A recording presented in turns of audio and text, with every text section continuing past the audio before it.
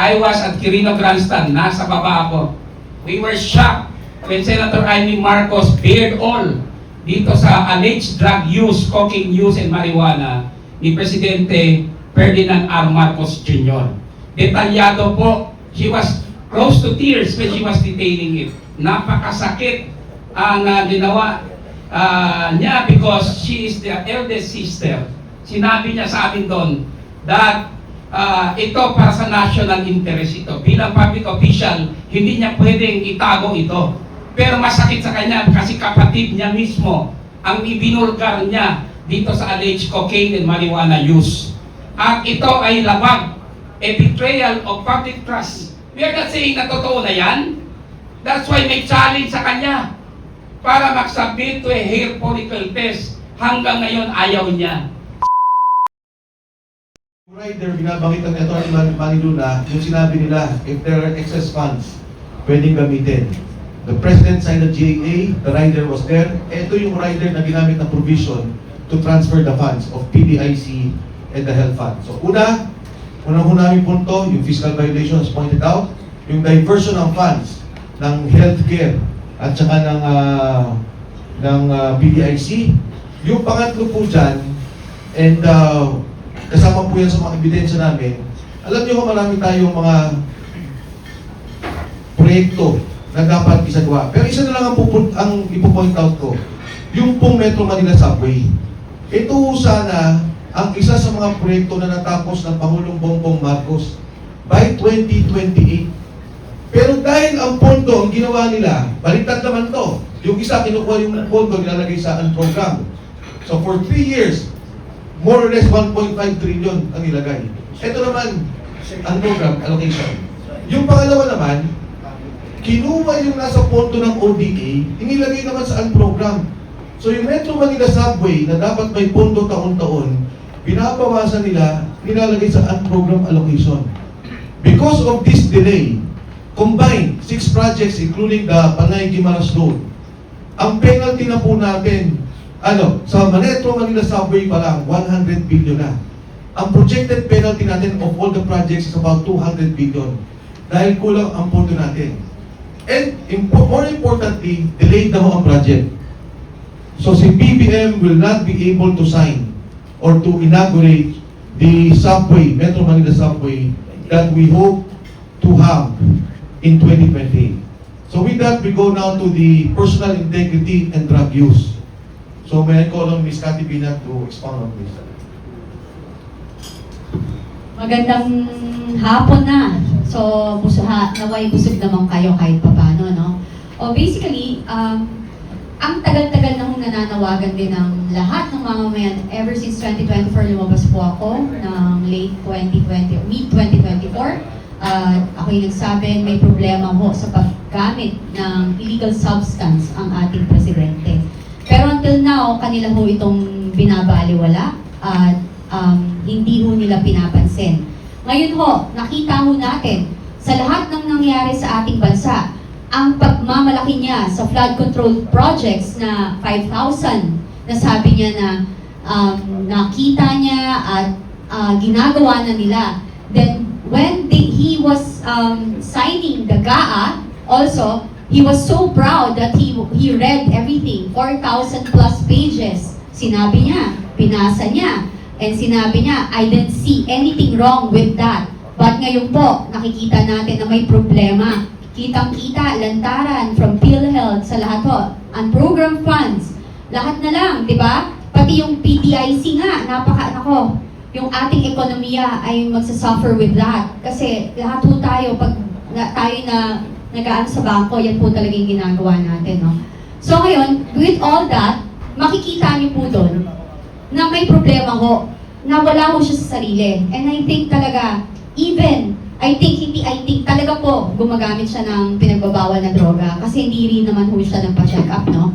So ako, nakita niyo naman, nung paglabas ko, sinabi ko yung problema na gumagamit siya ng droga. Nung rally po, nung nakaraan ng INC from November 16 to 18, nagsalita ho si Senator Amy Marcos at sinabi din niya ang problema ng ating presidente. Napakahirap po nun bilang kapatid para sabihin mo yun publicly. At sasabihin ng iba, baliwala. Tapos sabihin nila, ginagawa namin to kasi Duterte align kami. Alam nyo, kahit sino ho ang kumontra sa Duterte align na yan, na ay kumontra sa ginagawa ng kamalian, sasabihin nila Duterte align.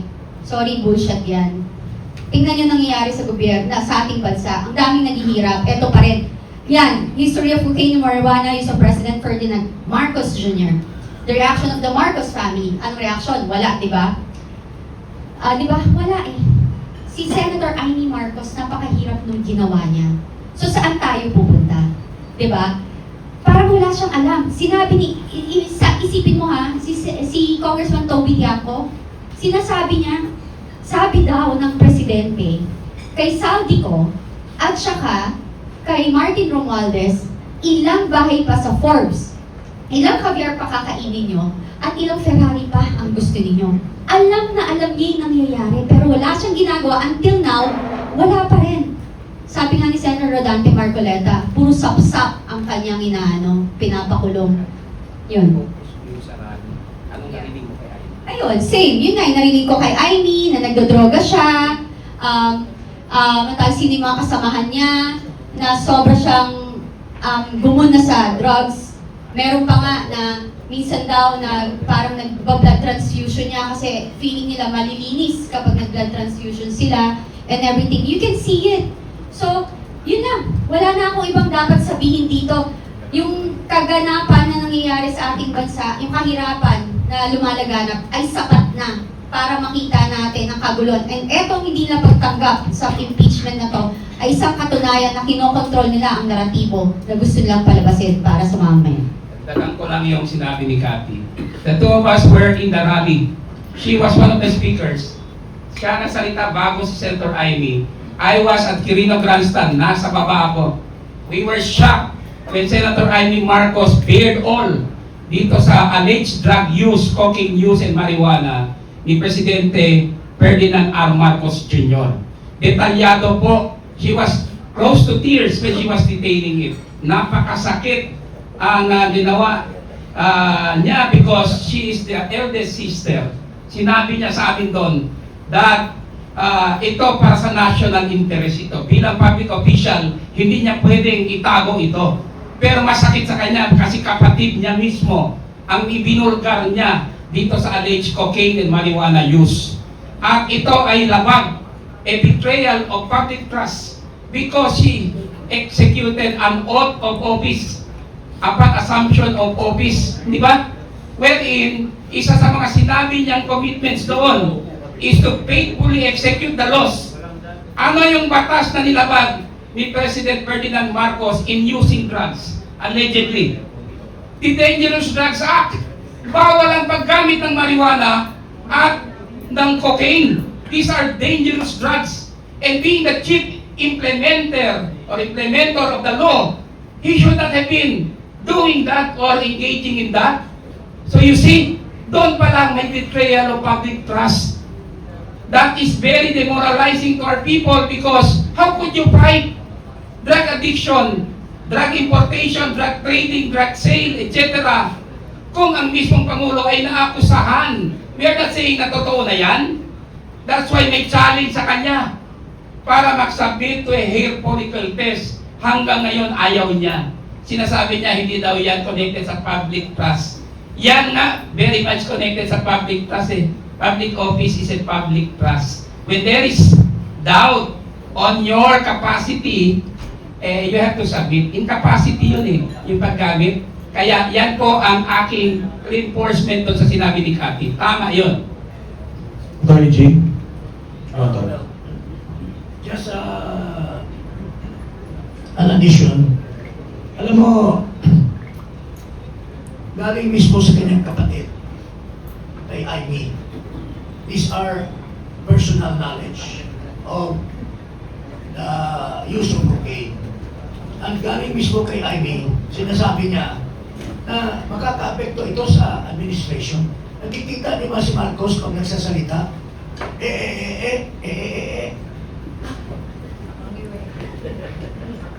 Ang tingin namin, pagka hindi nakargahan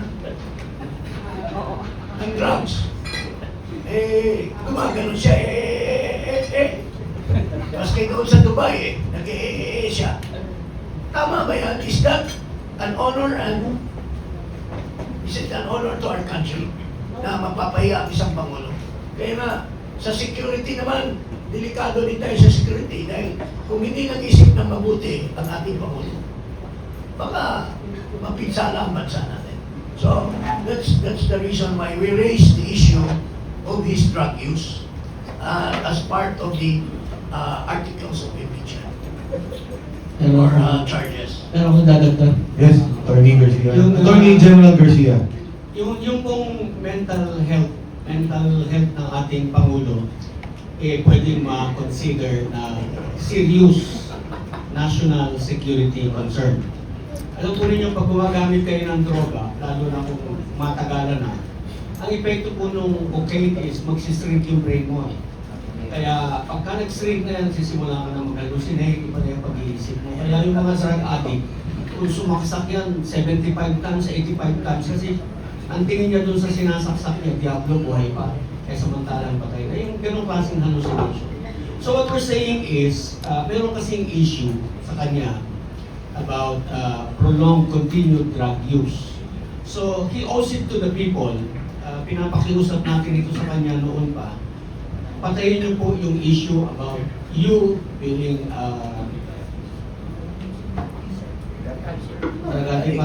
Drug addict, yeah. Okay. Kill the issue. Simple lang naman po yun eh. May hair follicle test ka. Alam niyo po ba kung bakit hair follicle test? Hindi ko to sinasabi no kasi baka yung kasing paggamit natin ng droga, naka-record sa buhok natin. So yung mga habang buhok dyan, mas mahaba ang record yun. Kung gano'n ay kumamit ng droga. The history, your medical record on your drug use is recorded in your hair. So yun po yun, kaya sabi natin, hair follicle test. Kasi nandyan yung history no, kung gano'ng matagal ka nang gumagamit. So Thank you. kaya po hair follicle yung hinihingi natin. So, Thank you, Jen. sige po. Thank you, General Garcia.